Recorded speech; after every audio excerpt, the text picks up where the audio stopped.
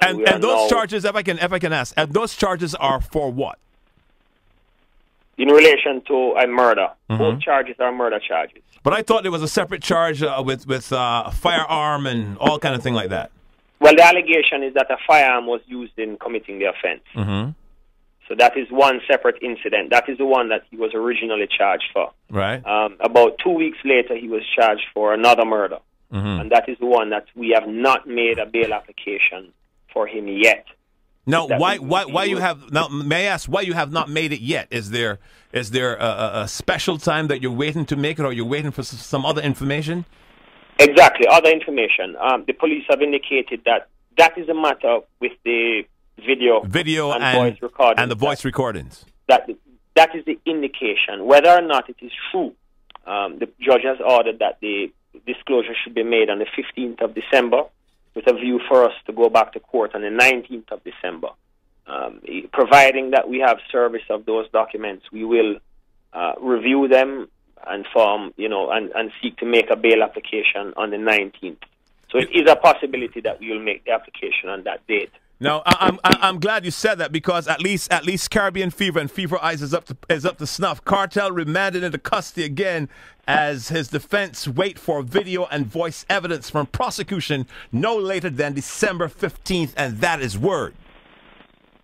That's correct. Okay, good. Now, could it possibly? A lot of people are saying like they feel that this is what's going to happen. This is what the streets are saying. Let me hear some of the streets. Like, it seems like every time you guys make an advancement, there is the powers that be try to add something else. It seems like they don't want Kartel to get out of jail, because if he does, there's a possibility then he can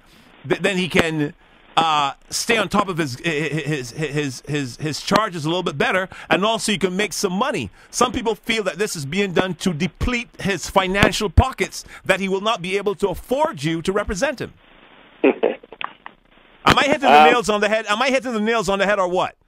I don't think that is an issue at this stage. Okay. I think as far as he's concerned and the defense team is concerned, we have bigger issues in terms of looking at all the documents and ensuring that we're ready when we go to court, and ensuring that our instructions are complete from him. So it is, we try to stay away from these rumors, or try to block out these rumors and try to focus on the job at hand. Now, I'm curious, all these rumors that are going on, does Kartel know that these things are being said? Does he have access? Does he see TV? Does he read newspapers? Does he have the internet? Is that factual or no? He does know what is happening. I'm not sure how it is that he does know what is happening, but he does know what happens. So I would like, I know you've got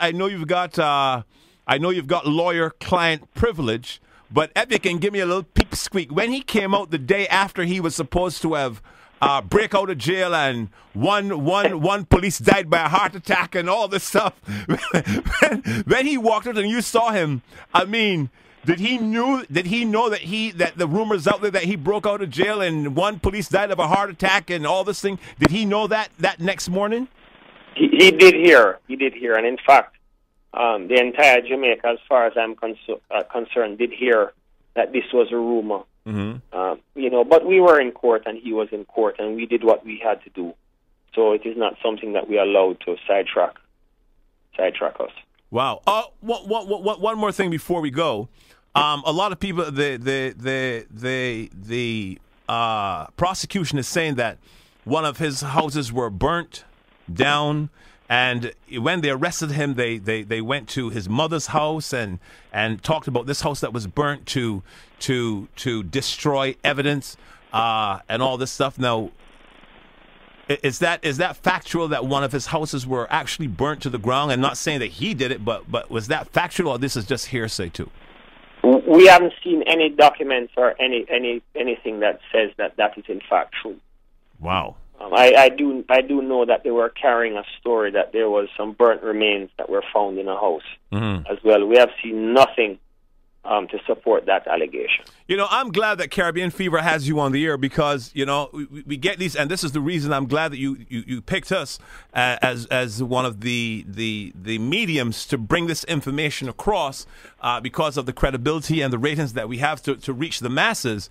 And it's a good thing you did because, you know, when you hear these things coming from different sources, you're sometimes forced to put them up because they're coming from credible and reliable. These things are coming out of the papers out of Jamaica and around I'm not talking about credible news agencies. But you know what? You can only get what people feed you. So if a certain scenario or a certain publisher's house is feeding this information, this is all you have to go on.